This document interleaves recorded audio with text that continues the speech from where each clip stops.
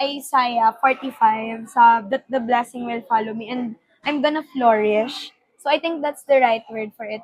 When the Lord promised me to be flourished in everything that I do, that blessing will follow me. Amen. I draw a flower kasi yung symbolism ng flower, it reminds me that it's gonna bloom. Amen. Na even if sometimes it gets withered, but it's still gonna bloom. Yes. Right on time, never too late, never too Right. early, because timing is important. Mm. You cannot grow too early or you cannot bloom too early because you're not gonna be ready for what's gonna happen. Or you can also not bloom too late because you're gonna miss out a lot. Don't miss out what the Lord wants you to do.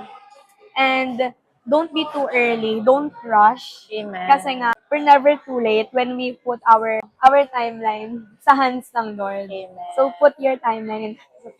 Right. And speaking of flower, no, since you Yeah. mentioned about flower and you showed us a flower, Yeah. I remember one of our favorite songs Yeah. from Samantha Ebert. It's a very good song because sinasabi doon na the woman there, the girl there, she's asking the Lord kung bakit siya nandun sa season na yan. Yeah. But the Lord told her Sure. that the flowers grow in the valley too. Yeah. So whichever season, yes, whichever season you are in right now, You're trust still that the gonna Lord is always with you and that flowers grow in the valley as well. Amen. And then sabi nga dun, di ba, sa lyrics that He's holding a watering can. That Yes.